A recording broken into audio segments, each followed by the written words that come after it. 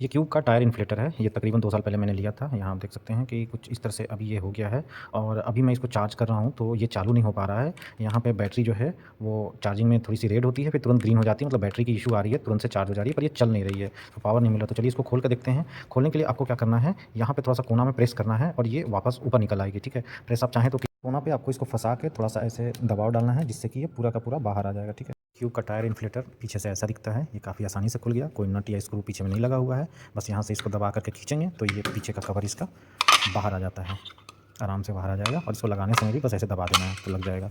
अब यहाँ पे आप टायर इन्फ्लेटर अंदर में देख सकते हैं कि ये रोज तरह से घूमता है और इसकी बैटरी यहाँ पे लगी हुई है। तो चलिए बैटरी खोलते हैं। मुझे इसमें बैटरी की इशू लग रही है, जिस कारण से ये चल नहीं रहा है। 2 साल से ये काफ़ी अच्छी चल रही है, अलग-अलग कंपनी की आती है। ये मैंने 2500 में खरीदा था क्यूब का 2 साल पहले। ये मैंने अमेज़न से खरीदा था। ये अमेज़न और फ्लिपकार्ट दोनों पे आपको मिलती है। ऊपर में एक लाइट भी लगी हुई है, जिससे कि आप जिस समय टायर में हवा भर रहे हैं, ये लाइट जला करके देख भी सकते हैं कहीं अंधेरा में। टाइप सी की चार्जिंग है इसमें और यहाँ पे इसकी लगाने वाली नोब लगती है, तो इससे आप अपने बाइक में, कार में या फिर आप अपने फुटबॉल वगैरह में भी हवा आसानी से भर सकते हैं, साइकिल में हवा भर सकते हैं। तो मैं साइकिल और बाइक के लिए इसको फ़िलहाल अभी यूज़ कर रहा हूँ और ये काफ़ी अच्छे से काम कर जाता है। इमरजेंसी केस में बहुत अच्छा यूज़फुल है ये। इसको मैंने फ्लिपकार्ट से मंगाया है। ये 8 बैटरी तकरीबन ₹350 में मुझे मिल गई थी और यही 2 बैटरीज़ इस तरह से करके ऐसे सीरीज़ में जोड़ करके यहाँ पे लगी हुई है। ये जो बैटरीज़ देख रहे हैं, यही 2 बैटरीज़ हैं लगी हुई ऐसे करके लंबा सा, आप देख लो यहाँ पे।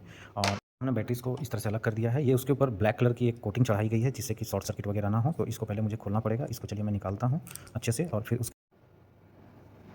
तो ये यहाँ आप देख सकते हैं कि ये वो बैटरी है। बैटरी का नाम यहाँ 18650 है और यहाँ भी सेम 18650 की बैटरी है। ये थोड़ा मल्टीमीटर से चेक कर लेते हैं, इनकी जो वोल्टेजेस हैं वो कितना ड्रॉप कर रहा है, क्योंकि 3.7 है तो कितना ड्रॉप हुआ है वो देख लेते हैं। बैटरी शायद अपना अंदर चार्ज चला गया है। अंदर चार्ज हो गया है। Okay okay. पहले इसको देखते हैं और इसको ये बैटरी चार्ज नहीं है। बैटरी चार्ज नहीं है ना? ये वो चार्ज नहीं है, ये देखें। अच्छा। यहाँ से यहाँ चेक किए, चार्ज नहीं है। अब यहाँ से और यहाँ देखें 3 वोल्ट है और यहाँ से यहाँ देखेंगे 3 वोल्ट वही ऐड हो जाएगा 3.5। मतलब एक बैटरी जो है आपका डैमेज हो गया है, ये चार्ज नहीं होगा। तो नीचे वाली बैटरी ठीक है, ऊपर वाली बैटरी ख़राब है। वोल्टेज अलग अलग करके नापने में भी पता चल गया। स्पॉट वेल्डिंग मशीन, इससे यहाँ पे वेल्डिंग कर देंगे। अगर आपके पास नहीं है तो आप इस तरह से आराम से इसको सोल्डरिंग कर सकते हैं। सोल्डरिंग यहाँ पे घिसना पड़ेगा और उसके बाद आप सोल्डरिंग कर देंगे तो पकड़ लेगा।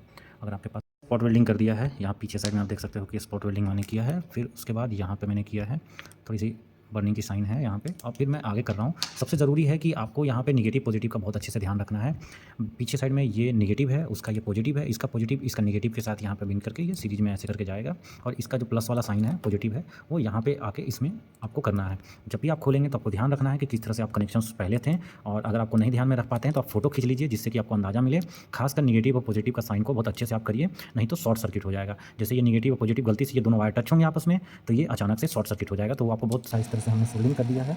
जहाँ हमारा तार छोटा पड़ गया वहाँ वायर का यूज़ करके इस तरह से हमारे पास एक एक्सटेंशन पड़ा हुआ था, उससे हमने सोल्डिंग कर दिया अच्छे से। और यहाँ आप देख सकते हैं अब ये सोल्डिंग हो चुका है, ये कनेक्शन हो चुका है। या दोस्तों इसको कुछ अपने जुगाड़ से जो हमारे पास अवेलेबिलिटी था, हो सकता है आपके पास इससे भी कम हो, तो आप इस तरह का सोल्डिंग आयरन का यूज़ करिए। नॉर्मली 200-300 रुपये में भी आपको सस्ता वाला सोल्डिंग आयरन मिल जाता है, जिससे कि आप इसको आसानी से लगा सकते हैं। हमने सोल्डिंग कर तो अब ये चालू हो चुका है, हमने इसको लगा दिया है, बैटरी को अच्छे से फिक्स कर दिया है। अब मैं आपको इसको आराम से चला के दिखाता हूँ।